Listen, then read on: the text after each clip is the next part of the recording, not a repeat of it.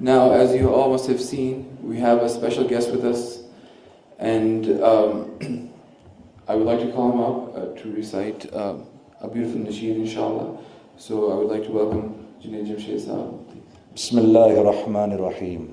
Nahmaduhu wa nusalli ala rasulihil kareem. عزیزان گرامی، بھائیوں، دوستوں، قابل احترام بزرگوں، اساتذہ کرام، ڈیئر اسٹوڈنٹس، گیسٹس، السلام علیکم ورحمۃ اللہ وبرکاتہ۔ اچھا، میری ایک گزارش ہے بھائی، جتنی دیر میں بات کروں بھائی کوئی تکبیر اور نعرے نہیں لگانے یہاں پر، ہاں ذرا تھوڑی دیر آپ کی مجھے توجہ کی ضرورت ہے، کیونکہ میں دنیا کے اس وقت اتنے سارے کام چھوڑ کے آپ کے پاس آیا ہوں کہ میں آپ کو بتا نہیں سکتا، اور میں کیونکہ یہاں پر آنے کی ضرورت سمجھتا تھا، اس لیے بڑی ضروری اپوائنٹمنٹس میں نے کینسل کی، پھر میں یہاں آیا ہوں۔ اور یہ میں آپ کو اس لیے، میں کوئی بڑی بات نہیں کر رہا، یہ میں آپ کو اس لیے بھی بتا رہا ہوں کیونکہ میں یہ اپنی ذمہ داری سمجھتا ہوں کہ آپ سب حضرات جو ہیں یہ اس ملک کے کل کے معمار ہیں، اور نہ صرف یہ کہ پاکستان بلکہ پوری امت مسلمہ کی باغ ڈور کل آپ کے ہاتھ میں ہونی ہے، اور میری دل و جان سے آپ کے لیے دعا ہے کہ اللہ رب العزت آپ لوگوں سے اپنے دین کا کام لے، کیونکہ جس کے لیے اللہ نے یہ فیصلہ کر لیا کہ میں نے اس سے کام لینا ہے، یقین کرو میرے دوستو، آپ ذرہ کریں گے اور اللہ آپ سے ایسے کام لے گا، آپ ایک قطرہ کام کریں گے، اللہ آپ سے کام ایسے لے گا جیسے سمندر سے لیتا ہے۔ وہ اس کی اپنی مرضی پر ہے آپ میں سے کس کو چن لے، ٹھیک؟ یوں اگر ہم زور لگائیں تو کسی کو 2 رکعت نماز بھی نہیں پڑھا سکتے، ہاں، لیکن اگر اپنی زندگی کو ٹھیک کرنے کا فیصلہ کر لیں تو پھر اللہ کی طرف سے آسمانوں پر چناؤ ہوتا ہے کہ اس نے اپنے آپ کو ٹھیک کرنے کا ارادہ کر لیا، اس لیے اب ہم اس کی ذات کو، اس کی زندگی کو اوروں کی ہدایت کا ذریعہ بنائیں گے۔ یہ ہے سارا معاملہ۔ میرے بھائیوں اور میری بہنوں، دنیا میں آ جانے کے بعد ہمارا سب سے قیمتی اثاثہ ایمان ہے۔ حضرت عمر رضی اللہ تعالیٰ عنہ پر جب کوئی حال آتا تھا، کوئی دنیاوی حال آتا تھا، تو آپ اللہ سے بہت شکر کرتے تھے، یا اللہ تیرا لاکھ لاکھ شکر ہے کہ یہ حال میری جان پر آیا ہے، میرے ایمان پر نہیں آیا۔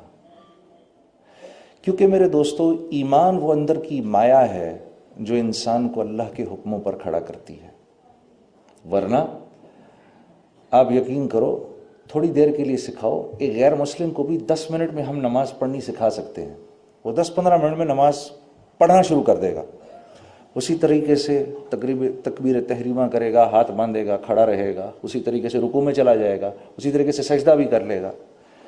اور یہ بات ثابت ہے، پرانے وقتوں میں 1400 سال میں کئی دفعہ ہوا یہ کہ غیر مسلم جاسوسوں نے اماموں کا بھیس بدلا اور عرصہ دراز تک مسجدوں کی امامت کرتے رہے۔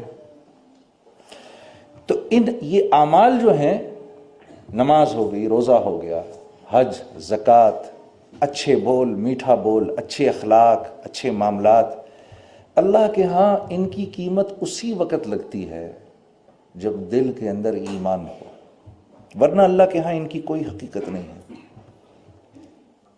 تو میرا آپ کا سب سے قیمتی اثاثہ ایمان ہے۔ ابھی کچھ دن پہلے میں ایک چیز پڑھ رہا تھا کہ حضرت عبداللہ بن مسعود رضی اللہ تعالیٰ عنہ رسول اللہ صلی اللہ علیہ وسلم کے پاس آئے اور آ کر عرض کی، یا رسول اللہ، مجھے کسی نے یہ بتایا کہ فلاں آدمی کے اوپر جن چڑھا ہوا ہے، اور میں اس کی طرف گیا اور میں نے دعا کی اور اللہ کا کلام پڑھا اور اس کے اوپر پھونکا تو وہ ٹھیک ہو گیا۔ تو اللہ کے نبی مسکرائے، پوچھا، عبداللہ تو نے کیا پڑھا اس کے اوپر جا کر؟ کہا، یا رسول اللہ، میں نے اس کے کان کے اندر قرآن کی یہ آیت پڑھی، افحسبتم انما خلقناکم عبثا، پوری یہ آیت پڑھ دی میں نے اور اس کے کان میں پھونک دی۔ آپ صلی اللہ علیہ وسلم بڑے حیران ہوئے، عبداللہ بن مسعود کو دیکھا اور پھر آپ نے فرمایا، اے عبداللہ، تجھے پتہ ہے یہ آیت کیسی آیت ہے؟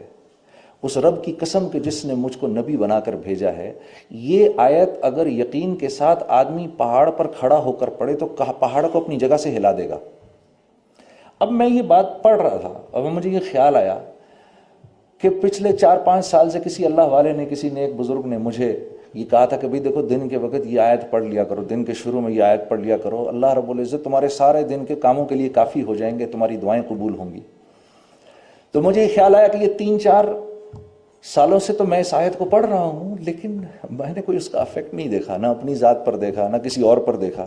تو مجھے وہ خیال آیا بات یہ ہے کہ عمل تو عبداللہ بن مسعود نے بھی وہی کیا جو میں کر رہا ہوں، انہوں نے تو ایک ہی دفعہ کیا، میں تو 3-4 سال سے کر رہا ہوں۔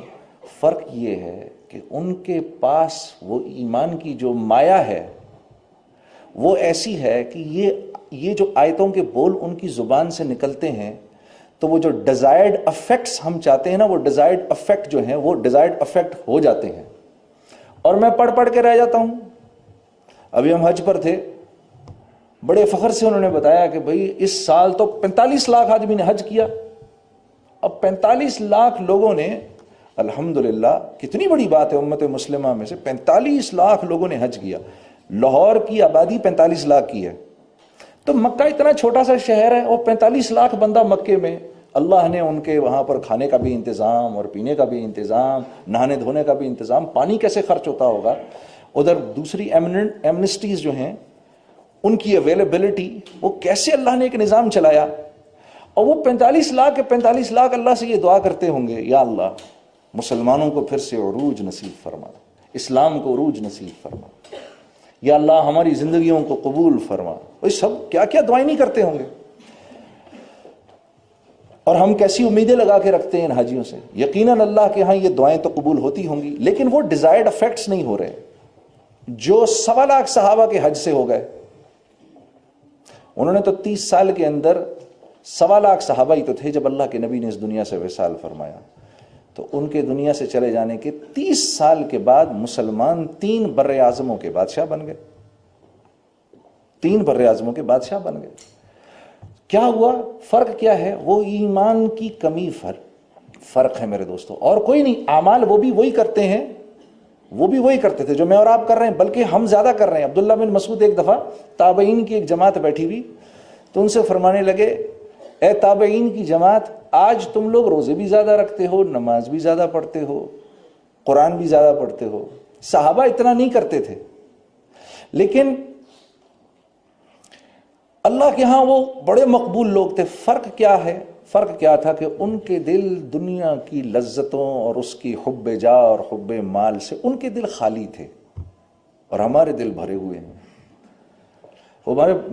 میرا دوست ہے سعید انور، کرکٹ پلیئر جو ہے ہمارا، میں اور وہ جماعت میں ایک ساتھ سفر کرتے ہیں، تو وہ ایک بات اکثر کہتا ہے، اور بڑی اچھی بات وہ کہتا ہے۔ وہ یہ کہتا ہے، دیکھو ایک کنواں ہے نا جس میں پانی ہے، ٹھیک ہے، اس کنویں سے سب نفع اٹھا رہے ہیں، اگر اس کنویں کے اندر ایک مرا ہوا کتا گر جائے آ کر، ایک مرا ہوا کتا ہی تو ہے، اتنا بڑا کنواں ہے وہی، اتنا پانی بھرا ہوا، ایک مرا ہوا کتا ہی ہے، اب مجھے بتاؤ ہم میں سے کیا کوئی بھی اس کنویں سے کوئی نفع اٹھا سکتا ہے؟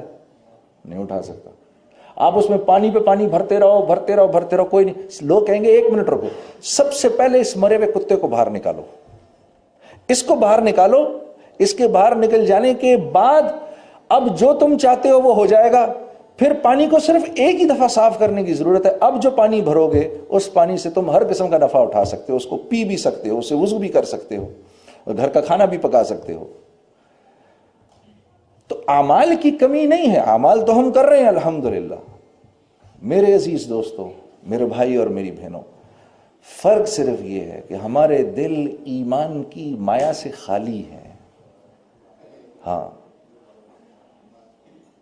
یہ وہ مایا ہے جو انسان کو اللہ کے حکموں پر کھڑا کرتی ہے، نبی کے طریقوں پر۔ یہ وہ ایمان ہے جو انسان کو لے کر آتا ہے، نالج نہیں لاتی۔ نہ نالج تو آپ ویسٹ کے اندر چلے جائیں، نان مسلمز جو ہیں اس وقت ایسے سے بخاری پڑھا رہے ہیں، ایسے سے مسلم پڑھا رہے ہیں، قرآن کی ایسی تفاسیر کر رہے ہیں۔ نالج کے آ جانے سے کیا ہوتا ہے؟ نالج کے آ جانے سے اس عمل کی رغبت بڑھ جاتی ہے، شوق بڑھ جاتا ہے، رغبت بڑھتی ہے، شوق بڑھتا ہے۔ اب دل کرتا ہے اچھا مجھے نماز ایسے پڑھنی ہے، اب میں ایسے پڑھوں گا، دیکھنا جا کر۔ لیکن پہلے تو نماز پڑھنے کا شوق ضروری ہے نا، پہلے تو زمین پر ہل چلا کے اس کو نرم کرنا ضروری ہے۔ اگر اس کو نرم نہیں کرو گے اور بیج اوپر ڈال دو گے تو وہ تو بیج تو اندر جائے گا ہی نہیں، وہ چڑیاں آئیں گی وہ بیج کھا کے لے جائیں گی اپنے ساتھ۔ جب ایک دفعہ یہ دل کی زمین نرم ہوگی، اب اس میں جو بیج ڈالو گے میرے دوستو، وہ اندر جا کر اپنا منہ موڑے گا اور زمین کا سینہ پھاڑ کے باہر نکل آئے گا. ہاں، پھر ایک کومپل بنے گا. اس کومپل کی حفاظت کا وعدہ اللہ نے کیا ہے. اس کومپل کی حفاظت کا وعدہ اللہ سے ہے. جو ایمان بنانے کی محنت کرے گا، اب وہ جو اعمال کرے گا اور ان اعمال سے وہ اللہ سے جو کچھ لینا چاہتا ہے وہ دینے کا وعدہ اس سے اللہ نے کیا ہے، وہ ملے گا. اس بات پر اللہ کی قسم اٹھائی جا سکتی ہے. اور اگر ہم نے 10% بھی کر لیا جو صحابہ کرتے تھے، 10%، اگر ہم نے 10% محنت بھی کر لی جو صحابہ نے کی، تو ہمیں جو اس کا اجر ملے گا وہ صحابہ سے 50 گنا زیادہ ملے گا. کیونکہ ہم کمزور ہیں. 1400 سال ہو گئے ہمارے نبی صلی اللہ علیہ وسلم کو اس دنیا سے پردہ فرمائے ہوئے. ایمان کس کو کہتے ہیں؟ کسی کی ذات پر ایسے اعتبار کر لینا کہ پھر اس کی بات کو سچا مان کے پھر اس کے پیچھے چلنا، یہ ایمان ہے. ہاں یہ بہتر ہے. ٹھیک. تو سوچو کہ کیا آپ صلی اللہ علیہ وسلم کی ذات گرامی تھی کہ جس کی نظر ایک مرتبہ ایمان کی حالت میں اللہ کے نبی کے چہرے پر پڑ جائے، جس کی نظر ایمان کی حالت میں ایک مرتبہ رسول اللہ صلی اللہ علیہ وسلم کے چہرے پر پڑ جائے میرے دوستو، اس شخص کا درجہ اب ایسا ہے، اس شخص کا درجہ اب ایسا ہے کہ قیامت تک آنے والے جتنے اللہ والے، جتنے غوث، کتب، ولی جتنے بھی ہیں، وہ سب مل کے بھی اس صحابی کے درجے کو نہیں پہنچ سکتے. یہ میں آپ کے سامنے ان کی بات کر رہا ہوں. آپ سمجھے میں نے کیا کہا؟ کسی کی بات کو ایسے مان لینا، اس کی ذات کو سامنے رکھتے ہوئے اس کی بات کو ایسے مان لینا. تو میں کس کی بات ماننے کو آپ کو کہہ رہا ہوں؟ جن کے چہرے کو ایمان کی حالت میں اگر کوئی دیکھ لے تو اس کا درجہ اللہ پاک کے یہاں ایسا ہے کہ کائنات میں جتنے کتب، غوث اور ولی آئیں وہ اس کے درجے کی برابری نہیں کر سکتے. کسی نے حضرت حسن بصری سے پوچھا، آپ افضل ہیں یا حضرت امیر معاویہ افضل ہیں؟ تو چیخ نکل گئی حضرت حسن بصری کی. آپ نے فرمایا، اور تابعین میں رئیس التابعین کہتے ہیں ان کو. حضرت حسن بصری کو کیا کہتے ہیں؟ رئیس التابعین. تابعین میں سب سے بڑے تابعی تھے یہ. ہاں، حضرت علی کرم اللہ وجہہ کی صحبت ملی ان کو. تو کیا فرماتے ہیں؟ فرماتے ہیں اگر سارا کا سارا جہان حسن بصری سے بھر جائے تو حضرت امیر معاویہ کا وہ گھوڑا جس پر آپ جہاد کے لیے نکلتے ہیں، اس کی نتنوں میں جو گرد لگی ہے، سارا کا سارا بھرا ہوا جہان حسن بصری سے بھی اس گرد کا بھی مقابلہ نہیں کر سکتا. یہ ہے وہ درجہ اس انسان کا جس نے ایمان کی حالت میں رسول اللہ صلی اللہ علیہ وسلم کے چہرہ مبارک کی زیارت کر لی. تو سوچو جب اس زبان سے جب اس نبی آخر الزمان کی مبارک زمان سے جو بات نکلتی ہوگی، ذرا سوچو اللہ کے ہاں اس کی کتنی قیمت ہوگی، کتنی قیمت ہوگی اس کی اللہ کے ہاں.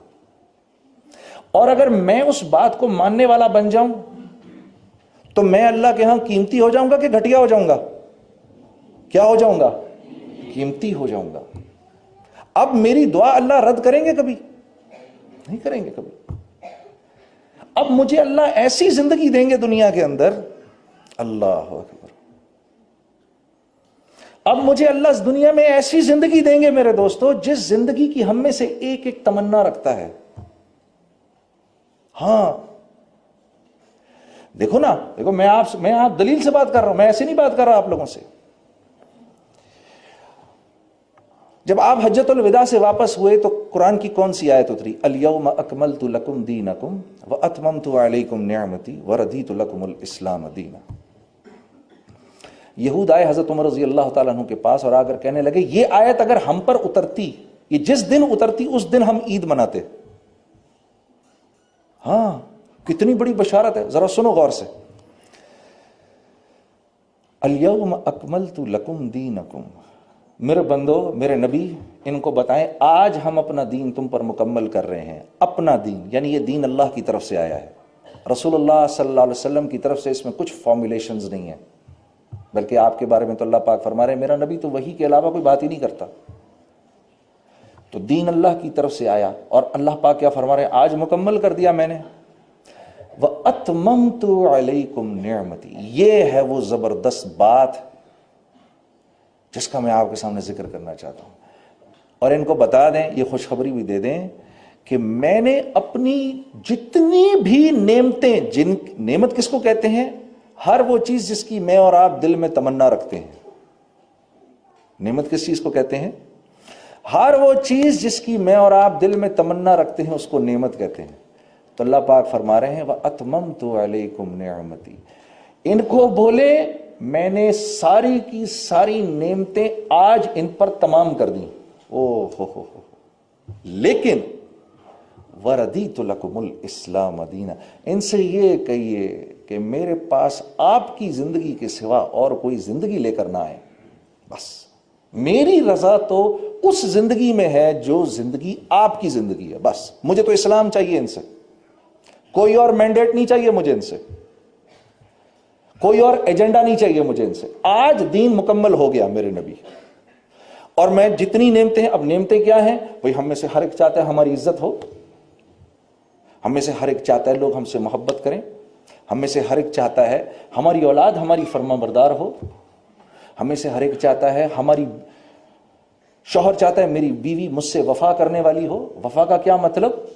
नेक हो, नमाजी हो, रोजेदार हो, कुरान पढ़ने वाली हो, बच्चों की सही तरबियत करने वाली हो, शौहर के माल को सही खर्च करने वाली हो, अपनी इस्मत की हिफाजत करने वाली हो। ये हर मर्द की अंदर की ख्वाहिश है मेरे दोस्तों, चाहे वो मुसलमान है या गैर मुस्लिम है। हर औरत की ये ख्वाहिश है शौहर मुझसे मोहब्बत करने वाला हो, मुझसे प्यार करने वाला हो, हाँ? सिर्फ मुझसे प्यार करने वाला हो। बहुत बड़ी नेमत है ये हर औरत की ख्वाहिश है। बच्चे फरमा बरदार हों, माशरे में लोग इज्जत करते हों, मेरा थोड़ा मुझको पूरा पड़ता हो, मेरे रिज्क में बरकत हो, मेरी उम्र में बरकत हो, हाँ? मैं सेहतमंद हूं, मेरी दुआएं कबूल हों। ये तमाम नेमतें हैं। मैं जिस इलाके में रहता हूं वहां लोग अमन, चैन, इत्मीनान और सुकून के साथ जिंदगी गुजारें। हमारा हाकिम हमारे बड़ों की इज्जत करने वाला हो, हमारे बच्चों की इज्जत करने वाला हो, हमारे बच्चों पर शफकत करने वाला हो, मुसलमानों के जान माल जो हैं वो दूसरे मुसलमानों के हाथों से महफूज रहें, और जो रियाया है वो अपने हाकिम की बात को मनोअन मानने वाली हो। ये वो तमाम नेमतें हैं जिनकी हम ख्वाहिश रखते हैं। अल्लाह पाक फरमा रहे हैं मेरे नबी इनसे कहिए इतना ईमान जरूर बना लें कि मेरे हुक्मों पर चलें, मैं इनसे वादा कर रहा हूं ये तमाम नेमतें इनको दे दूंगा। अदी बिन हातिम आए हज़रत उमर रज़ी अल्लाह ताला अन्हु के पास, अमीरुल मोमिनीन, अल्लाह के नबी ने मुझसे 3 बातें कही थी। पहली बात, जब मुझे बिठाया ना अपने सामने, और ये मदीने क्यों आए? क्योंकि मुसलमानों के काफिले ने कबीला तय के लोगों को पकड़ा, उनमें इनकी बहन भी थी, पकड़ा, माल तो ले लिया। जब लोगों को छोड़ने लगे, क्योंकि ये लोग लूटमार करने आए थे, मुसलमानों ने पकड़ लिया इनको, जब छोड़ने लगे तो पता चला कि भाई हातिम ताई के खानदान की एक औरत भी है इसमें, अदी बिन हातिम की बहन है। तो मुसलमानों ने कहा कि या रसूलल्लाह, इसकी वजह से कोई बड़ा हमको गनीमत मिलनी चाहिए। आप सल्लल्लाहु अलैहि वसल्लम फरमाए नहीं, इसको छोड़ दो। तो जब छोड़ दिया तो वो वापस गई। वापस जाकर रसूलुल्लाह सल्लल्लाहु अलैहि वसल्लम के इखलाक, सहाबा के इखलाक, सहाबियात के इखलाक सब बताए, और जाकर कहा अदी बिन हातिम को, हम अपने दादा के बारे में सुनते हैं, हातिम ताई के बारे में, कि सखी वो था, मैं उसकी कसम खाती हूँ जिसने हमें तुम्हें पैदा किया। मैं ये समझती हूँ मैं जिस आदमी के पास से आ रही हूँ उससे बड़ा सखी आज तक कोई पैदा नहीं हुआ। तो बड़े हैरान हुए अदी बिन हातिम, अच्छा हमारे दादा से बढ़ के भी कोई है? तो पहुंच गए अल्लाह के नबी के पास। वहां देखा तो सिर्फ गरीब गुरबा बैठे हुए सारे, खाने को भी नहीं है। तो एक नज़र यूं डाली, फिर एक नज़र यूं डाली, फिर क्योंकि सरदार थे बैठे रहे। अल्लाह के नबी भाप गए। आपने फरमाया आदि, वो क्या वक्त होगा जब मेरे मानने वाले दमिश्क के ऊपर चढ़ाई करेंगे और मुसलमानों का जो हरावल दस्ता होगा اس میں مسلمانوں کا عالم تیرے ہاتھ میں ہوگا.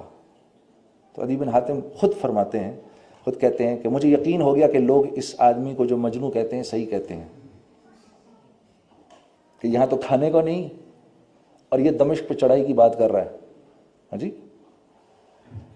پھر کہا اچھا عدی یہ بتا وہ وقت کیا وقت ہوگا جب یمن سے ایک عورت زیورات سے لدی بھدی چلے گی اور مدینے آئے گی اور کوئی اس کو چھونے والا نہیں ہوگا.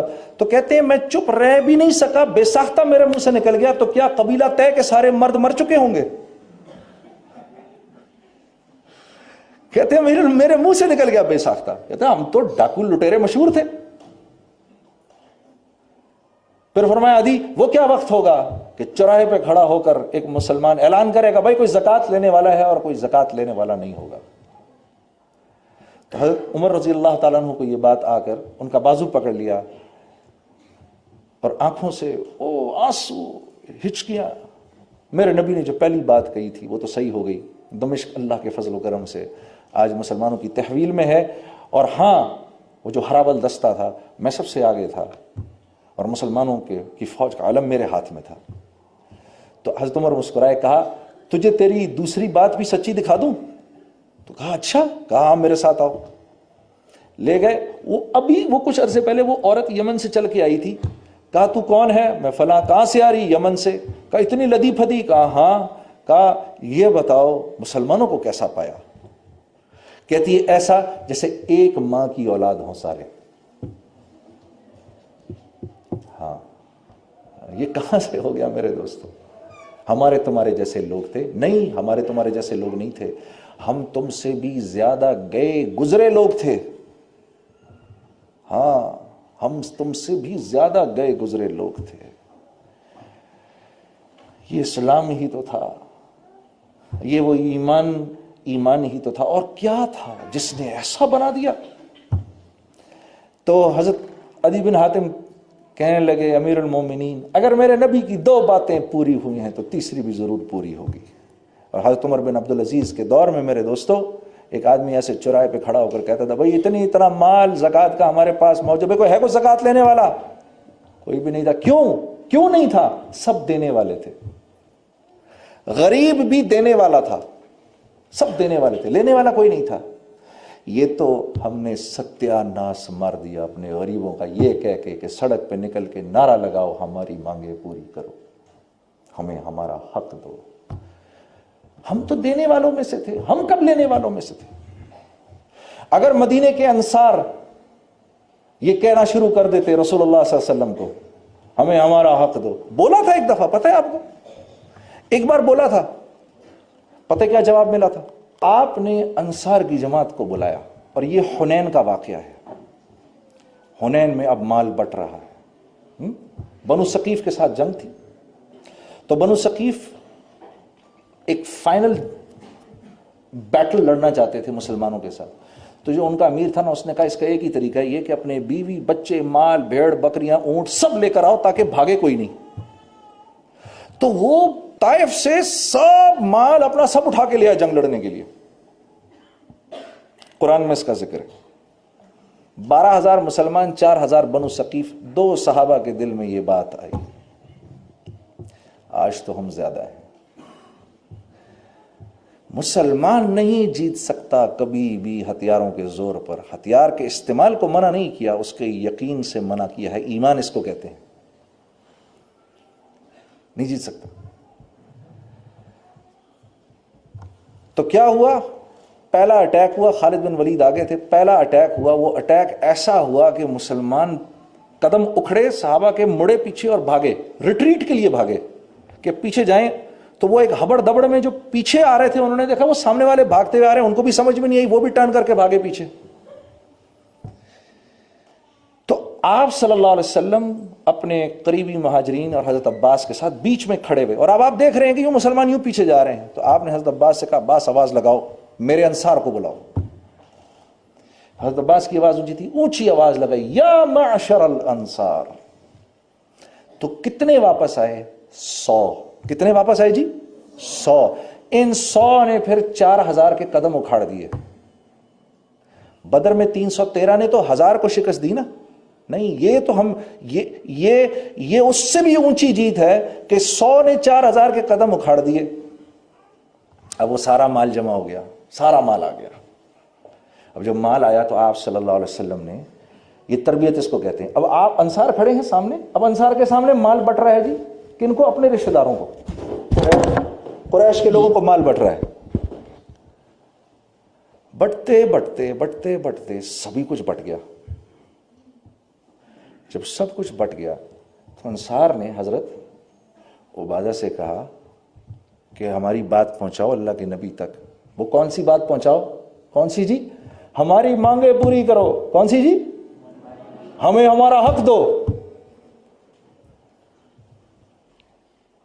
آنے والے وقتوں میں کس کس کا ارادہ یہ نعرہ لگانے کا اور اپنا حق چھوڑنے کا عزم آج سے کون کون کرتا ہے؟ ہاتھ کھڑا کر کے بتاؤ. سب کرتے ہیں. تم اپنا حق چھوڑنے والے بن جاؤ گے، اللہ اپنے خزانوں سے تمہیں عطا کریں گے. تو حضرت عبادہ آئے، یا رسول اللہ میرے قبیلے والے کہہ رہے ہیں انصار کے، وہ جب ضرورت پڑتی ہے تو یا معاشر الانصار، اور جب مال بڑھتا ہے تو میرے رشتہ دار. یہ کیا ہو رہا ہے؟ تو آپ نے فرمایا تمہاری اپنی کیا رائے ہے؟ کہ جی میں بھی انہی میں سے ایک ہوں. کہا اچھا سب کو جمع کرو، سب کو جمع کرو. وہ سارے انصار جمع ہو گئے. آپ نے فرمایا دیکھو بھائی، تم لوگ سب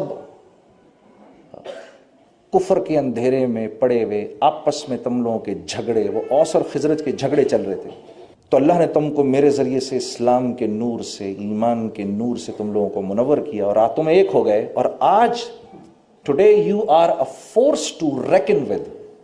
یو آر اے فورس نا. اور یہ میں جو آپ کو قصہ سنا رہا ہوں، یہ فتح مکہ کے بعد کا سنا رہا ہوں.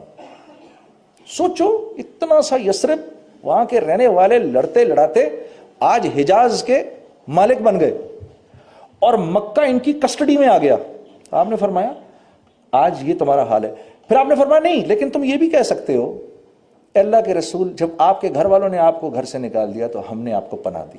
تم اگر یہ کہو گے تو تم نے غلط نہیں کہا، تم نے سچ کہا. اللہ کے نبی نے فرمایا. پھر آپ نے ایک اور بات فرمائی. یہ بات میں تمہیں بتانا چاہتا ہوں، اور یہ ایمان کے بغیر سمجھ نہیں آئے گی، اس لیے ایمان کی محنت کرنا ضروری ہے میرے دوستو.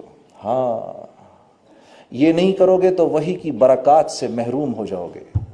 قرآن پڑھو گے ضرور، سمجھ ککھ نہیں لگے گی. پڑھو گے ضرور لیکن سمجھ نہیں آئے گی. ہاں، قرآن کے حافظ بن جاؤ گے، پھر جا کے داڑھی منڈا دو گے. ہاں میرے دوستو، قرآن کا حافظ تو کم از کم یہ نہ کرے. ہم کر لیں چلو اور بات. اتنا بڑا کلام جو کہ اللہ کا کلام ہے، باقی ساری کتابیں جو ہیں نا وہ اللہ کا کلام نہیں ہیں، مینڈیٹس ہیں اللہ کی، لیکن قرآن اللہ کا کلام ہے جس میں اللہ پاک خود ہم سے بات کریں. جیسے حضرت علی کرم اللہ وجہ فرماتے تھے نا، مجھے اگر اللہ سے بات کرنی ہوتی تھی تو نماز پڑھتا تھا، جب میں یہ چاہتا تھا اللہ مجھ سے کلام کرے تو قرآن پڑھتا تھا. تو سینے میں رکھ کے بھی اگر غیروں کی زندگی گزار رہا ہے، ہمارا اپنا ہے، وہ ہمارا اپنا بچہ ہے، ہمارا بھائی ہے، کیوں ہو گیا اس سے ایسے؟ ایمان کی کمی کی وجہ سے، ورنہ وہ تو حافظ قرآن ہے. اب اس سے بڑا وہ اور کیا لے کر آئے گا؟ ہاں. تو آپ نے فرمایا اے میرے انصار، یہ جو ہے نا یہ قریش، یہ میرے خاندان والے، یہ میرے باہر کا کپڑا ہیں، تم میرے اندر کا کپڑا ہو. اندر کا کپڑا جسم سے چپکا ہوا ہوتا ہے اور دیر تک رہتا ہے. یہ میرے باہر کا کپڑا ہے. پھر آپ نے فرمایا کیا تم اس بات کو پسند نہیں کرتے کہ یہ لوگ تو اپنے گھروں کو بھیڑ بکریاں لے جائیں اور تم اپنے ساتھ اللہ کے نبی کو لے جاؤ؟ کیا تم اس بات کو پسند نہیں کرتے؟ تو یہ بات سن کے انصار کی چیخیں نکل گئی. وہ بھی روئے، آپ بھی روئے. پھر آپ نے آخری بات فرمائی. آپ نے فرمایا اے میرے انصار، اس رب کی قسم جس نے مجھے حق دے کر بھیجا ہے، اگر ساری کی ساری دنیا ایک وادی میں چلے گی اور تم دوسری وادی میں چلو گے تو محمد صلی اللہ علیہ وسلم اس وادی میں چلیں گے جس میں انصار چلتے ہیں. ہاں میرے دوستو، یہ ہمارا مزاج بنایا کہ تم لوگ دینے والے بن جاؤ. یہ ایمان کے بغیر کیسے ہوگا؟ اگر ہر ایک مانگنے والا بن جائے گا تو انتشار پھیل جائے گا، تو جھگڑا شروع ہو جائے گا. کیونکہ میرے پیارے بھائیوں اور میری بہنوں، ساری کی ساری دنیا کے سارے انسان مل کر بھی ایک آدمی کی ایک خواہش کو بھی پورا نہیں کر سکتے. پتہ ہے آپ کو؟ ساری کی ساری، سارے کے سارے دنیا کے انسان مل جائیں، وہ ایک انسان کی ایک خواہش کو پورا نہیں کر سکتے. تو اگر اتنا ہی مجمع کھڑا ہو جائے اور کہے ہماری مانگیں پوری کرو، ہمیں ہمارا حق دو، خدا کی قسم پاکستان ہی نہیں، آپ ساری کی ساری دنیا میں آگ لگانے کے لیے کافی ہیں. اللہ ہم سب کی حفاظت کرے. آپ کو پتہ ہے صحابہ کرام میں آپس میں ایک دوسرے کے آمنے سامنے رہتے تھے. ایک ارب پتی کروڑ پتی ہوتا تھا، دوسرے کے گھر 3 دن کا فاقہ ہوتا تھا. سامنے والے کی ہمت اور مجال نہیں ہوتی تھی کہ یہاں سے کوئی مال ادھر بھیج دے. وہ سامنے والا اتنی زیادہ عزت نفس والا ہوتا تھا. یہ تو ہم نے غریب کا ستیہ ناش مار دیا، بڑا غرق مار کے رکھ دیا اس کا. اس کو یہ کہہ کہ چل سڑک پہ آواز لگا ہماری مانگیں پوری کرو. اس بیچارے کو یہ بھی نہیں پتا اس کی مانگ کیا ہے. تو ہم ایمان نہ ہونے کی وجہ سے آج گنگا الٹی بہ رہی ہے. Having said that, جو ایمان بنانے کی محنت کرتا ہے، اللہ کا وعدہ ہے میرے عزیز دوستو، جیسے ابراہیم علیہ السلام کو اللہ نے آگ کے اندر بچایا، تمہارے چاروں طرف آگ لگی ہوگی، تم سکون سے ہوگے. وَلَن تَجِدَ لِسُنَّتِ اللَّهِ تَبْدِيلًا. اللہ کی سنت اس بات میں تبدیل نہیں ہوتی. میں یہ خوشخبری آپ کو دینے آیا ہوں. ہاں، ہماری سب سے بڑی ضرورت ایمان ہے. ایمان ہے سب سے بڑی ضرورت. تو ایک کام کا سب عزم کر لو یار، ہم جیسے بھی ہیں آج کے بعد اپنے ملک کی برائی نہ کریں گے نہ سنیں گے. ہاں ٹھیک ہے. کون اپنے گھر کی برائی کرتا ہے ہم میں سے کوئی؟ یہ جو آدمی اپنے گھر کی برائی کر رہا ہو، اس کی بات کو میں کہنے والوں کو بتا رہا ہوں. جو شوہر اپنی بیوی کی برائی کر رہا ہو یا جو بیوی اپنے شوہر کی برائی کر رہی ہو، میں بھی آپ کو بتا دیتا ہوں، ان دونوں کی باتوں کو کوئی سیریسلی نہیں لیتا. ہاں، بلکہ اللہ رب العزت ان برائی کرنے والوں کی نفرت ڈالتے ہیں ان کے دلوں میں جن کو یہ برائی سنائی جا رہی ہوتی ہے. جی ہاں، یہ ہمارے ایمان کا حصہ ہے. ایمان کی جو 70 شقیں ہیں نا، اس میں سے ایک شق اپنے ملک سے محبت کرنا ہے، کہ اپنے ملک سے محبت کی جائے. تو میرے عزیز دوستو، میں آپ لوگوں سے یہ توقع رکھتا ہوں.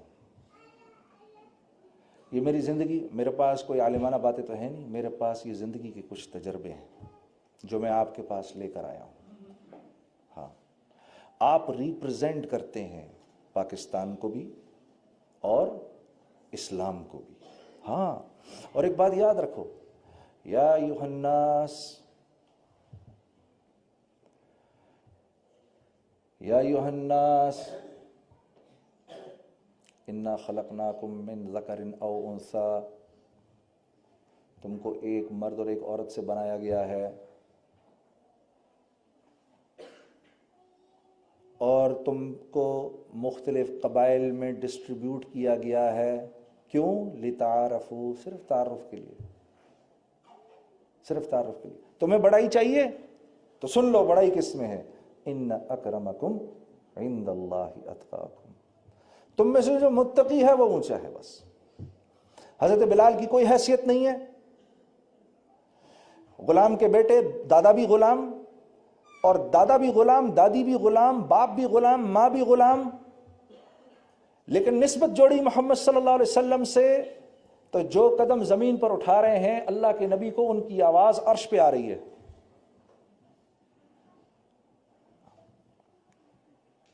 ہاں، اور وہ دیکھو ابو لہب، چچا ہے اللہ کے نبی کا، چچا. عرب لہب کہتے ہیں ایک سرخ رنگ کی چمکتی بھی خوبصورت چیز کو. چہرہ اتنا خوبصورت تھا کہ جب یہ چلنا شروع کرتے تھے، نکل کے جب یہ واک کرتا تھا تو لوگ گھروں سے باہر نکل کے اس کے چہرے کو دیکھتے تھے، اتنا خوبصورت. نسبت نہیں جوڑی محمد صلی اللہ علیہ وسلم کے ساتھ، دنیا ہی میں مرنے سے پہلے اللہ نے اس کو ذلت کا ایک معیار بنا دیا. آپ سمجھے؟ ہاں، تم نے یہ بات سارے کے سارے عالم تک لے کے جانی ہے. اگر اس مجمع نے اس بات کا، اس کانفرنس کے ختم ہونے سے پہلے اگر اس مجمع نے ایمان کے بنانے کی ضرورت سمجھ لیا اور اس کے لیے اللہ کے راستے میں نکلنے کے ارادے کر لیے اور اس کے لیے اپنے اوقات کو فارغ کرنے کا عزم کر لیا، تو میں اللہ کی قسم کھا کر کہتا ہوں آپ حضرات سارے کے سارے عالم میں دین کے پھیلنے کے لیے کافی ہیں، کافی ہیں. وہ ایک مصعب بن عمیر ہی تو تھے، 17 سالہ نوجوان. مجھے کوئی ایسا دوسرا نوجوان لا کے دو 17 سال کی عمر کا جس نے اپنی زندگی کی اتنی صحیح قیمت لگائی ہو جو مصعب بن عمیر نے لگائی.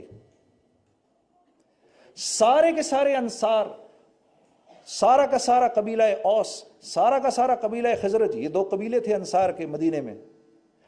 اس 17 سال کے نوجوان کے ہاتھ پر مسلمان ہوئے میرے عزیز دوستو. پھر احد کی جنگ میں اللہ رب العزت نے ان کو شہادت کا مرتبہ دیا. جتنی بڑی جنت ملا کے ان انصار کو ملے گی، اتنی ایک بڑی جنت اللہ کی طرف سے مصعب بن عمیر کو ملے گی. اب آپ بتاؤ کتنا اللہ کی طرف سے اپنی زندگی کا بہترین سودا لگا کر چلے گئے. یہ ایمان اتنی بڑی دولت ہے، اللہ کے ہاں اس کے بغیر کوئی عمل قابل قبول نہیں ہے، کوئی عمل قابل قبول نہیں ہے. اپنے آپ کو اس جملے سے بچا کے رکھنا. خدارا میں تمہیں کہہ رہا ہوں، نہیں تو اگر تم لوگوں نے ان باتوں کو مسلسل کیا، عین ممکن ہے اس دنیا سے ایمان کے بغیر چلے جاؤ. اکثر یہ سننے کو ملتا ہے، ہم سے تو وہ اچھے، ہائے ہائے ہائے، ہم سے وہ اچھے. یہ آپ محمد صلی اللہ علیہ وسلم کے منہ پر کہہ سکتے ہیں؟ کچھ شرم نہیں آئی یہ بات سن کے ہی؟ آپ کا اندر کا پورا وجود نہیں ہلا اس جملے کو سن کے؟ ہم سے تو وہ غیر اچھے. کیسے اچھے؟ آپ کے تو دل میں کلمہ ہے، وہ تو منہ پہ انکار کر رہے ہیں اللہ اور اس کے رسول کا. یہ بات آپ کل کیسے کہیں گے محمد صلی اللہ علیہ وسلم کو؟ نہیں میرے دوستو، ایک مسلمان کی آپ صلی اللہ علیہ وسلم کعبے کو دیکھ کر فرما رہے ہیں اے کعبہ تیری حرمت کو سلام، تیری عظمت کو سلام، لیکن ایک مسلمان کی عزت اللہ کے ہاں تجھ سے بڑھ کر ہے. ایک روایت میں آتا ہے اللہ کے لیے یہ بات آسان ہے کہ 7 زمین اور 7 آسمانوں کو توڑ دے، بجائے اس کے کہ ایک مسلمان کی عزت کی ہتک ہو. اب آپ مجھے بتاؤ، جس اللہ کے اس پر کلمہ لکھا ہو اور یہ نیچے گرا ہوا ہو، آپ اس کو اٹھائیں گے، صاف کریں گے، جیب میں ڈالیں گے، کہیں رکھے کسی اوپر جگہ پہ رکھ دیں گے. اس پرچے کی تو آپ کی نظر میں اتنی قیمت ہے. تو وہ مسلمان جس کے دل میں کلمہ ہے، میں دراصل اس کو تو کم سمجھوں، ان غیروں کو اونچا سمجھوں. شیطان نے ان کے پاس جا کر کرنا کیا ہے؟ وہ تو ان بیچاروں کو لے کے جا رہا ہے. یہ تو ہمدردی کے لائق ہیں یہ بیچارے. ہاں میں قصوروار ہوں کہ میں ان کو وہ زندگی ہی نہیں دکھا رہا جس زندگی کو دیکھ کر یہ اسلام کی طرف آئیں، بلکہ میں ان کے پاس جاتا ہوں، میں کہتا ہوں ارے سن، کس چیز کی تو پرواہ کرتا ہے؟ تو سیر کرے گا، میں 1.25 سیر کر کے دکھاؤں گا تجھے. برمنگم میں ہماری ایک جماعت گئی تو ایک مسلمان بھائی کو جا کے دعوت دینے لگے. تو اس نے کہا کہ اور میں مسلمان ہوں بھائی، مجھے دعوت نہ دو، یہ غیر مسلم ہے، سامنے جا کے اس کو دعوت دو.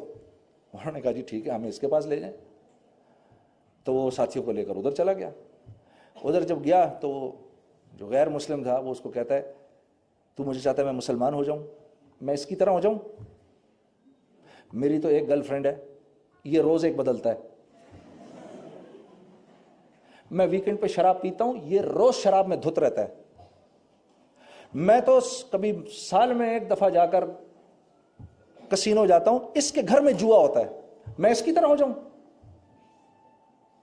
جب یہ ہم زندگی ان کو دکھائیں گے تو قصوروار ہم ہوں گے. اب اللہ کی مار براہ راست ہم پر پڑے گی. تو یہ لوگ تو رحم کھانے کے لائق ہیں.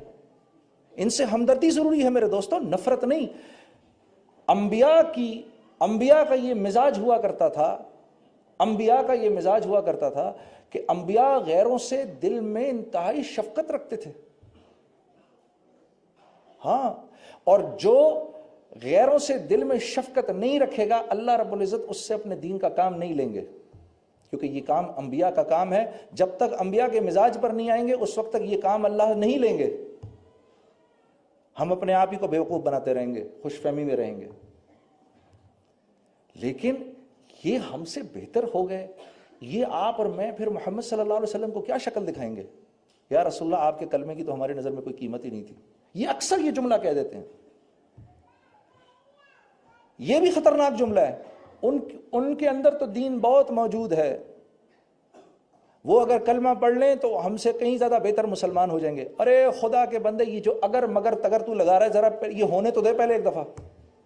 اگر یوں ہو جائے، اگرچہ، حالانکہ، چونکہ، چنانچہ، یہ سب تو بیکار کی باتیں ہیں. شیطان تو آئے گا ہی اس کے پاس جس کے دل میں ایمان ہے، وہ تو ایمان کا ڈاکو ہے. اس نے تمہارے مال کو لے کر کیا کرنا ہے؟ اب وہ مسلمانوں کے پاس آتا ہے اور مسلمانوں سے کبائر کرواتا ہے، کبیرہ گناہ کرواتا ہے. اس نے اللہ سے وعدہ کیا تھا ان سب کو جہنم میں لے کے جاؤں گا. تو اس کی یہ خواہش ہوتی ہے کہ ان سے کبیرہ گناہ کرواؤں اور اتنا غافل رکھوں کہ یہ استغفار کہیں نہ پڑھ لے، یہ معافی نہ مانگ لے کہیں کبیرہ اپنے گناہوں سے، کیونکہ معافی مانگے گا اللہ فوراً معاف کر دے گا اس کو. اللہ نے بھی اس کو یہ کہا ٹھیک ہے تو نے جو کرنا ہے تو کر، لیکن یہ جتنی مرتبہ معافی مانگیں گے میں ان کو معاف کر دوں گا. تو اس نے مٹی اٹھا کے اپنے بالوں میں ڈال لی. ہائے ہائے ہائے، یہ کیا ہوا؟ بیکاز ہی تھاٹ میں نے ایک نافرمانی کی، میں جہنم سے نکالا گیا، یہ 60-70 سال کے لیے تو کم از کم آئیں گے ہی نا، ایک نافرمانی تو میں بھی کروا لوں گا ان سے، سب ہم جائیں گے ایک ساتھ ہی. تو اللہ پاک نے کہا نہیں، جتنی بار معافی مانگیں گے میں ان کو معاف کر دوں گا. اللہ آپ کا آنا قبول کرے. ایک مرتبہ پھر بھائی سب دوستوں سے دل کی گہرائی سے آپ کا شکریہ بھی، آپ نے مجھے موقع دیا میں یہاں آ کر آپ سے بات کروں. اللہ پاک ہم سب کو مرنے سے پہلے میرے دوستو ایسے آثار بنانے کی توفیق دے، ہم جب یہاں سے جائیں تو ہماری قبر روشن ہو. ہم اس دنیا میں آئے ہی ایک شاندار موت بنانے کے لیے ہیں، ہم اس دنیا میں آئے ہی جنت میں جانے کے لیے ہیں. ہم تو یہاں کی مخلوق ہی نہیں ہیں. میں ایک مرتبہ میری بیگم نے میرے سے پوچھ لیا یہ مردوں کو کیا پرابلم ہے، یہ کیوں دیکھتے ہیں دوسری عورت کی طرف؟ میں نے کہا اس لیے کیونکہ ہم جنت کی مخلوق ہیں، ایک عورت سے ہمارا گزارا نہیں ہے یار، کیا کریں ہم تو جنت کی مخلوق ہیں بھائی. ارے دیکھو نا ہنس رہے ہیں، یہ بھی، یہ دونوں بھی ہنس رہے ہیں.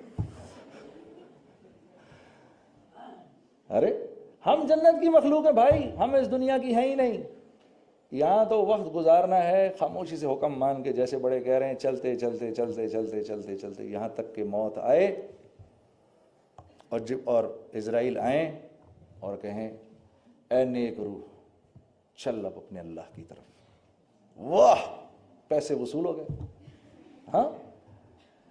یہ ہے، یہ شوق ہوا کرتا تھا صحابہ کو. اسی لیے تو دنیا پیروں میں پڑی رہتی تھی. جب دنیا کے پیچھے بھاگو گے یہ ہاتھ نہیں لگے گی، یہ ہاتھ نہیں لگے گی.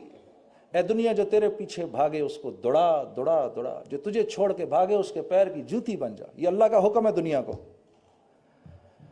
میرے دوستو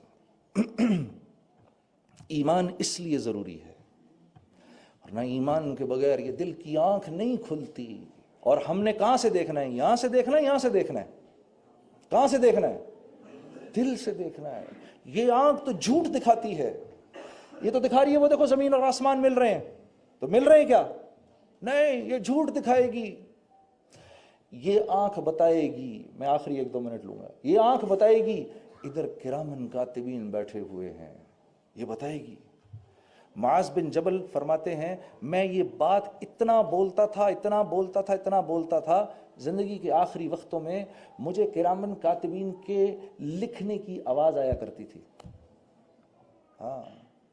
حضرت علی کرم اللہ وجہ فرما رہے ہیں میں نے جنت دوزخ اتنی بولی اتنی سنی، اللہ کی قسم آج جنت اور دوزخ کو میرے سامنے لا کر کھڑا کر دو گے، نہ میرے ایمان میں اتنی سی کمی ہوگی نہ اتنا سا اضافہ ہوگا.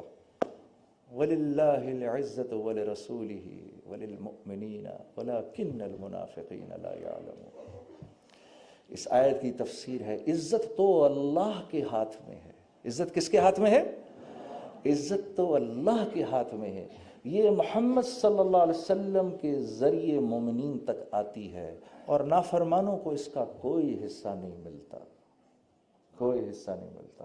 مجھے بڑے لوگ کہتے ہیں آپ نے میوزک چھوڑ دی، آپ یار کیا زندگی تھی، بڑی قربانی دی آپ نے۔